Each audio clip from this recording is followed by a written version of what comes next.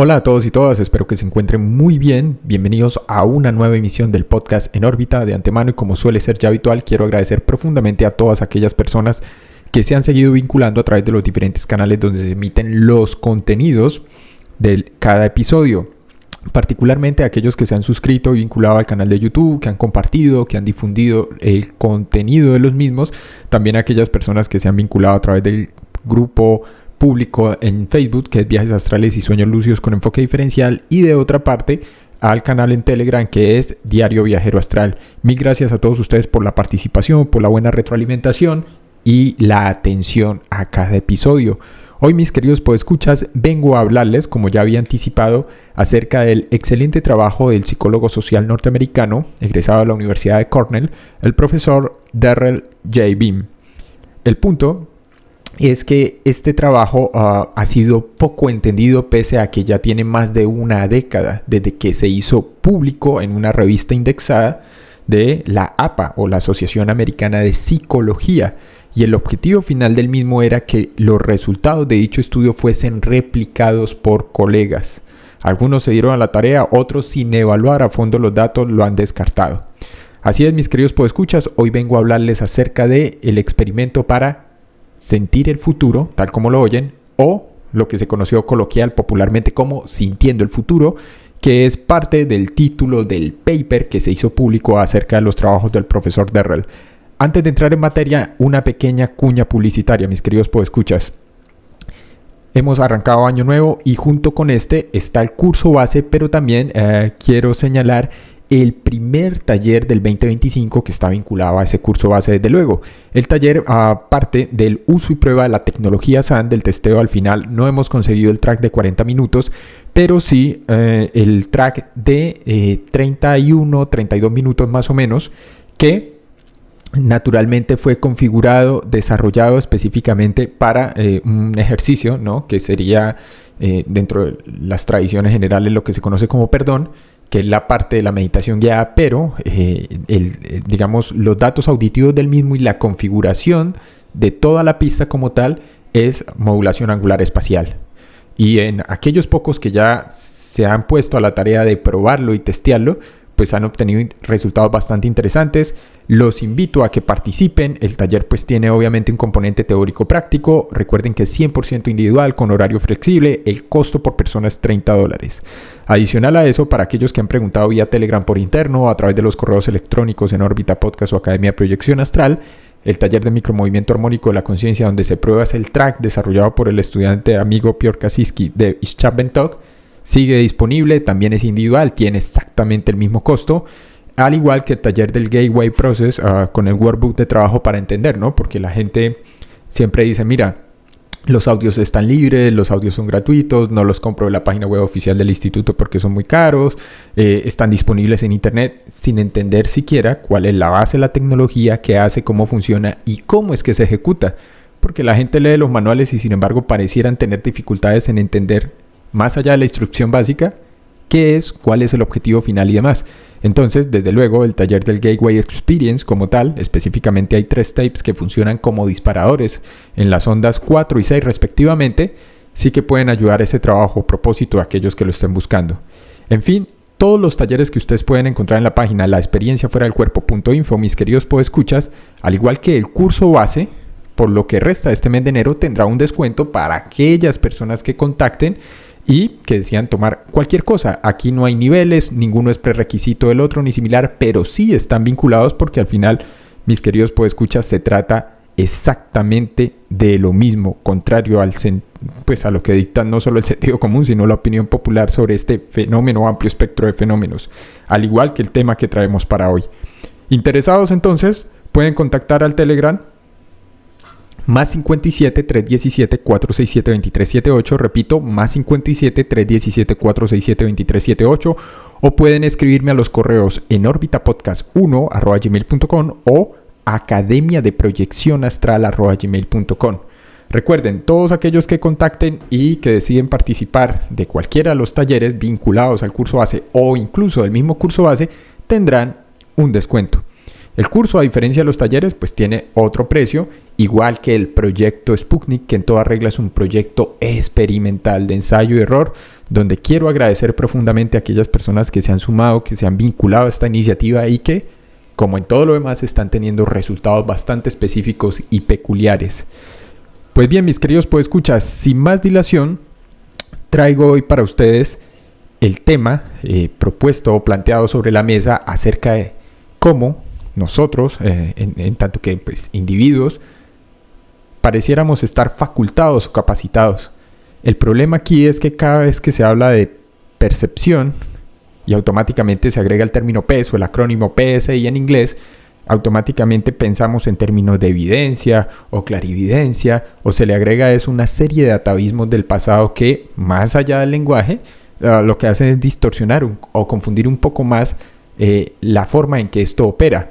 No porque el acercamiento del profesor Derrell sea correcto, propio o impropio, resulta más válido. Simplemente pareciera ser parte de nuestra arquitectura funcional y la capacidad de ver en el futuro, o más bien los futuros, en plural, aun cuando estos son de carácter probabilístico,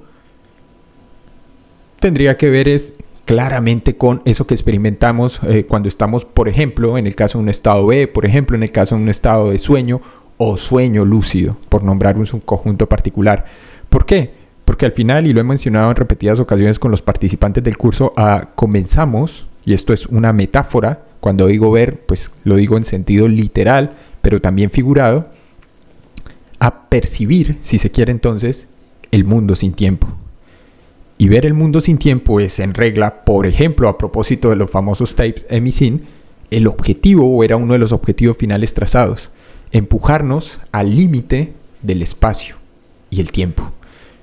El problema aquí es, en contra de las apariencias, cómo funciona habitualmente en nuestro cerebro, cómo codifica y descodifica la información, cómo la transduce, ¿no? Bajo la hipótesis de que este órgano realmente actúa como un transductor o conversor de señales. Y entonces hay una gran diferencia entre lo que experimentamos in situ, en el caso de los sueños, que erróneamente catalogamos o llamamos ordinarios, en el caso de ese subconjunto especial que serían los sueños lúcidos, en el caso de un estado B, en el caso de un estado de VR o visión remota, inducida o espontánea. El punto es que hay una gran, pero gran diferencia, y eso es lo que parecía mostrar la evidencia tanto anecdótica como la poca que se ha logrado recopilar en términos un poco más controlados y estadísticos, si se quiere, sobre qué estamos percibiendo, cómo lo estamos percibiendo, ojo, y después de ocurrido, es decir, a posteriori, y una vez que nos han pasado este tipo de eventos, cómo reprocesamos la información, cómo la calibramos y la ajustamos a un marco que no solo perceptualmente nos resulte familiar, sino que además nos resulte cómodo de asimilar. Y aquí es cuando se pone interesante entonces los estudios del profesor Derrell. ¿En qué sentido? Para aquellos que no lo sepan, el profesor Derrell no ha sido ajeno a la crítica, casi que al ostracismo, a no ser por la rigurosidad del mismo con que fue planteado. Se sirven de críticas bastante específicas que tienen que ver con falacias de lógica proposicional, de estadística inferencial, como por ejemplo la falacia del tirador de Texas, la falacia del condicional transpuesto, que ya explicaré más o menos en detalle de qué va, y lo que ellos considerarían sesgos del experimentador al hacer una inversión de las métricas y las metodologías en plural establecidas para que los demás compañeros y él mismo explicase qué era lo que le estaba pasando a esas muestras representativas estadísticamente de personas que en esencia eran, dicho de forma abierta y directa, capaces de sentir el futuro. Porque al final el trabajo de él literalmente se trata de aportar pruebas, evidencia experimental de influencias, y me gusta mucho cómo inicia el paper del profesor Derrell, publicado en el año 2011 por la revista también Journal of Personality y la revista de Psicología Social. Lo publica en varios medios acreditados, indexados, y aún así no es ajeno porque hay, como él mismo lo expresaría luego perfectamente, un sesgo y una resistencia general o una resistencia mental hacia cualquier cosa que salga dentro del modelo dominante o tradicionalmente admitido. Hay un trabajo interesante del profesor Bean que se titula Teoría de Autopercepción. Voy a sintetizarlo. Este psicólogo social norteamericano en el año 72, bueno, fue un trabajo hecho desarrollado entre el 65 y 72, postula la famosa teoría de autopercepción. Esta teoría en parte tiene que ver con cómo es que nosotros, como individuos, inferimos nuestras actitudes a partir de algo que se llama conductas contraactitudinales. Eso es lo que crea el famoso fenómeno de disonancia cognitiva. El profesor Terrell lo que hace es precisamente eliminar la disonancia cognitiva como factor explicativo de la conducta. Recuerden que hay una diferencia, mis queridos podescuchas, entre conducta y comportamiento. La conducta son todas las acciones observables, en tanto que el comportamiento tendría que ver con un espectro un poco más amplio de procesos internos. A diferencia de otro psicólogo de la época, de apellido Festinger, el profesor Terrell lo que hace es plantear que los sujetos, los individuos, infieren sus actitudes a partir de su conducta pasada en situaciones relevantes o similares. Y señala esto sucede porque las señales internas, que se conocen como inspección y que proponen otras teorías como las de Festinger, son muchas veces débiles, ambiguas o no interpretables. Y esto tiene que ver, y aquí sí entramos en materia, mis queridos podescuchas, no quiero que asuman que esto va a ser un back to school o un resumen de psicología, comportamiento o conductismo, pero esto tiene mucho que ver con comportamiento pasado, condicionantes ambientales y sobre cómo operamos de cara al flujo natural del tiempo. Y entonces esto se extiende más allá de conductas, de comportamientos y de situaciones específicas en términos individuales y de dinámica social, entendiendo que el profesor Darrell Bean es un psicólogo social. ¿Por qué? El trabajo de Bean, como ya mencioné, mis queridos podescuchas, no fue ajeno a la crítica, de hecho, a una dura y acérrima resistencia que se encontró por parte de algunos colegas, no todos, como Craig Weiler, como May Chipton, como está el trabajo, por ejemplo, de revisión, algo que llamaron fracaso de replicación de los resultados de Bean, una réplica del procedimiento que fue presentada por los psicólogos Jeff Gallup y el psicólogo experimental Liv Nelson. Ojo, hay que aclarar que todas estas réplicas en esencia no pasan más allá de ser eso, una prueba dura y clara de resistencia mental.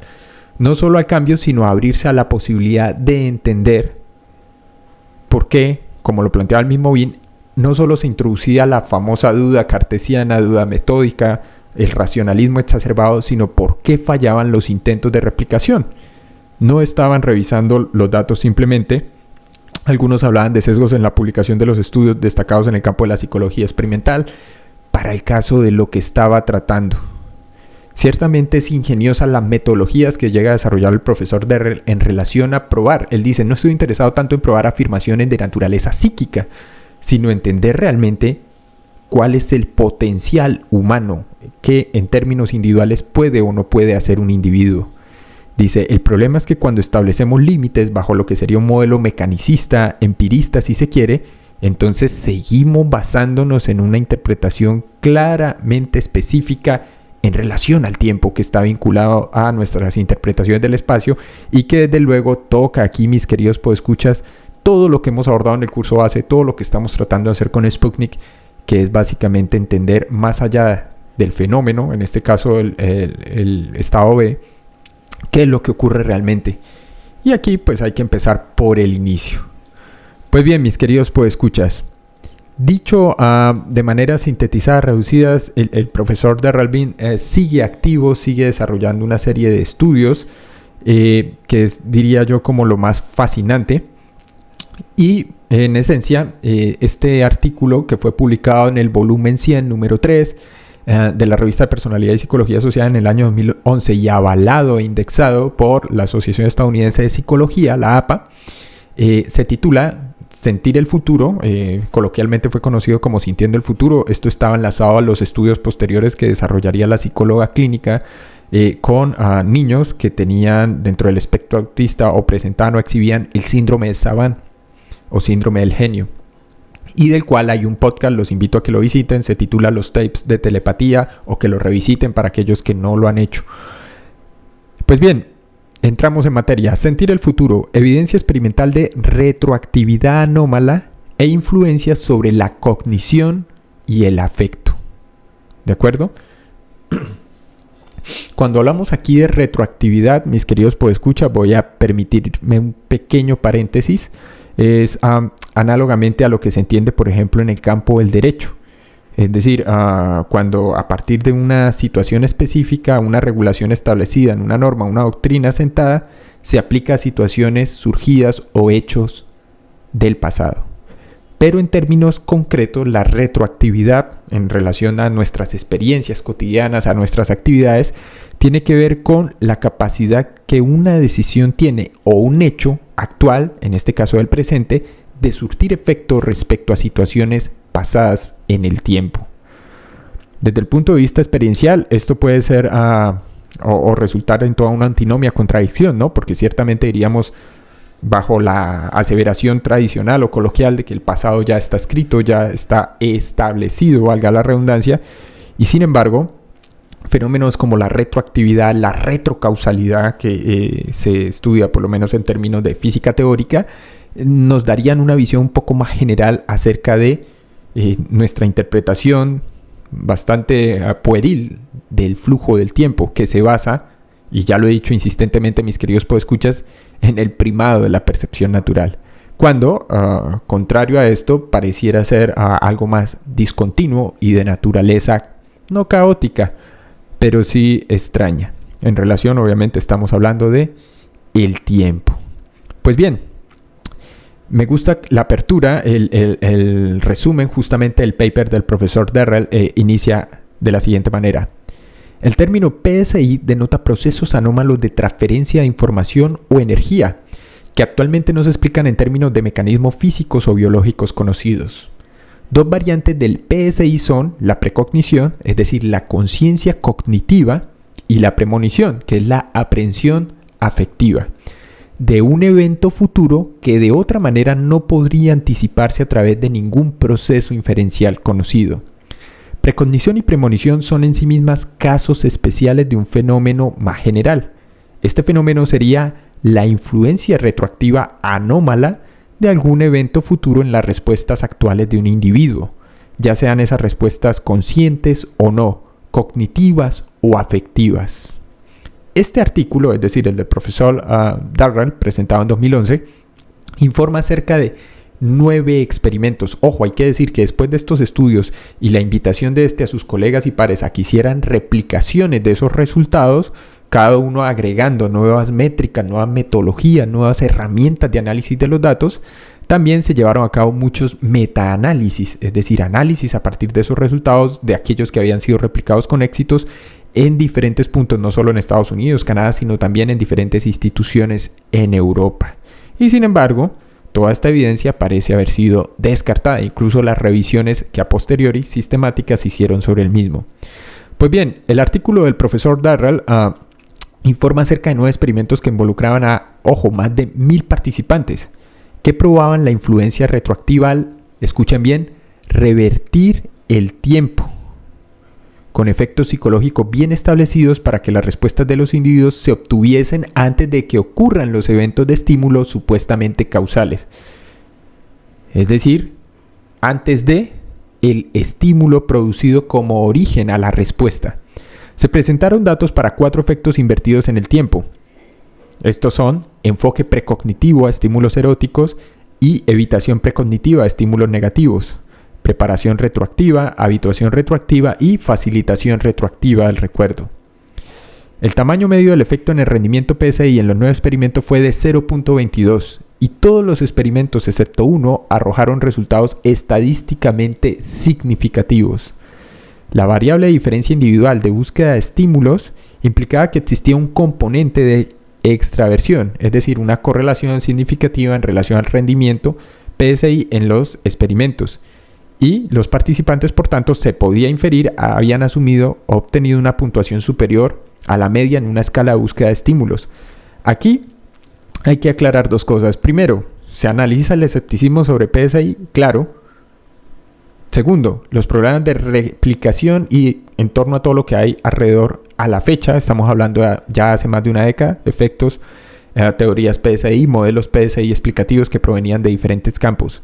Para aquellos que no estén familiarizados con todo esto que erróneamente se ha catalogado como percepción extrasensorial, parapsicología, recuerden que la parapsicología fue, por lo menos en Estados Unidos, a principios de 1930, 1940, incluso en los 50, mediados del pasado siglo XX, un intento de sistematizar todos aquellos fenómenos que con las herramientas que se tenían para aquel momento eran imposibles de explicar o describir. Entonces creo que hay algo loable digamos, en el mismo quehacer parapsicológico que ha sido denostado, censurado, sobre el cual todavía la gente se refiere en términos peyorativos, en parte por la charlatanería, por la falta de rigor metodológico acuñado por desconocimiento. Cualquiera que más o menos sepa algo de psicología clínica experimental y revise parte de los trabajos o las investigaciones que ha continuado desarrollando el profesor Derrell y que se desprenden de esta primera publicación del año 2011, podrán hallar más que suficiente rigor, que para otros puede resultar soporífero, algo denso, algo abstruso, pero que permiten entender, digamos, el approach o el tipo de abordaje que éste hace bastante concienzudo, por lo menos del fenómeno. Pues bien, ¿cuál es el problema entonces? El término PSI denota procesos anómalos de transferencia de información o energía, que actualmente no se explican en términos de mecanismos físicos o biológicos conocidos. Es cierto que este término es puramente descriptivo y no implica que tales fenómenos sean paranormales ni connota nada sobre sus mecanismos subyacentes. Cuando decimos que no implica que sean paranormales es porque no están en las antípodas. Lo que se está tratando de hacer ahora, incluso con estudios modernos, siglo XXI, les estoy hablando años 2020, 2021, 2022, 2023, a la fecha, tienen que ver con el hecho, mis queridos podescuchas, de que ahora se aborda, por lo menos en el campo de la psicología, de las ciencias más bien cognitivas, de la psicología experimental clínica o incluso de la psiquiatría base neurológica o la neuropsiquiatría, se habla ahora de fenómenos de cognición anómala o fenómenos anómalos. Porque aquí tendríamos que, a propósito de todo lo que hemos visto en el curso ACOB, de hablar de cómo se logran esas transiciones entre diferentes estados cognitivos, ¿no? Y cuando hablamos entonces de percepción ampliada, no estamos hablando de percepción alterada, y por eso, bajo ese nuevo cariz interpretativo, pues ya no podemos hablar de algo así como estados alterados de conciencia, ¿no? Pues bien, retomando entonces, los supuestos fenómenos PSI incluyen procesos como telepatía, aparente transferencia de información de una persona a otra sin mediación de ningún canal conocido de comunicación sensorial, la clarividencia, que se conoce como visión remota y la cual está, ojo, en Estados Unidos suficientemente documentada por parte de corporaciones y instituciones privadas.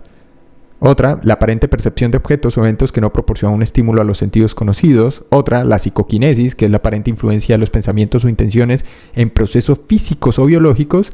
Y la precognición, que es la conciencia cognitiva consciente. Y la premonición, la aprehensión afectiva de eventos futuros que de otra manera no podrían anticiparse a través de ningún proceso inferencial conocido. Pues bien, la precognición y la premonición son en sí mismas casos especiales de un fenómeno mucho más general. Ya lo mencionamos aquí y explicamos qué implica la palabra retroactividad, ¿no? La influencia retroactiva anómala de algún acontecimiento futuro sobre respuestas actuales de un individuo, ya sean estas respuestas conscientes o no, cognitivas o afectivas, tendría que ver con ese fenómeno un poco más amplio y general que subsume estos dos procesos, que serían precognición y premonición. El artículo propuesto por el profesor Derrell informa acerca de estos experimentos de inversión temporal. En efecto, la PSI es un tema controvertido y la mayoría de los psicólogos académicos no creen que sea probable que existan este tipo de fenómenos. De hecho, una encuesta realizada a 1.100 profesores universitarios en diferentes puntos de los Estados Unidos concluyó que los psicólogos eran mucho más reacios y escépticos sobre la existencia de los PSI que sus colegas de otras disciplinas, independientemente del campo donde éstas se ubicasen. Acerca de este estudio estadístico, pues pueden ustedes visitar los trabajos de Wagner y Monet del 79, del 89, del 91. Y de hecho, el 34% de los psicólogos de la muestra había declarado que el PSI era imposible, una opinión expresada, ojo, solo por el 2% de todos los demás encuestados. Dice Derrell respecto a estos estudios de escepticismo y de cierta forma de resistencia mental que considera que sus colegas de otras disciplinas probablemente estarían de acuerdo con el hecho bastante citado en la comunidad académica acerca de cómo afirmaciones extraordinarias requieren evidencia extraordinaria. Es más probable, dice Derrell, que los psicólogos estén familiarizados con los requisitos metodológicos y estadísticos para sustentar tales afirmaciones y que conozcamos afirmaciones anteriores que no cumplieron con esos requisitos o no sobrevivieron, ojo, a la prueba de replicación exitosa, que es la invitación final con esta publicación que estamos aquí hoy mencionando, mis queridos podescuchas. Autores como Benny Honorton, otros psicólogos norteamericanos destacados en el campo de la psicología experimental y clínica, analizaron otras razones para ese mayor escepticismo. Ciertamente los investigadores de fenómenos PSI se enfrentan a dos grandes retos. Uno es empírico y el otro es teórico.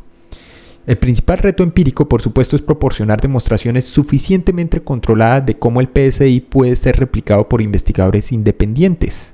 Ese es el principal objetivo del programa de investigación que se plantea en dicho artículo, el del profesor Darrell J. Beam. En consecuencia, los experimentos han sido diseñados para ser lo más simples y transparentes posibles, atrayendo a participantes de la población general sin requerir instrumentación más allá de una computadora de escritorio, tener a mano unos 30 minutos por sesión y análisis estadísticos no más complejos que una prueba T entre sesiones o participantes.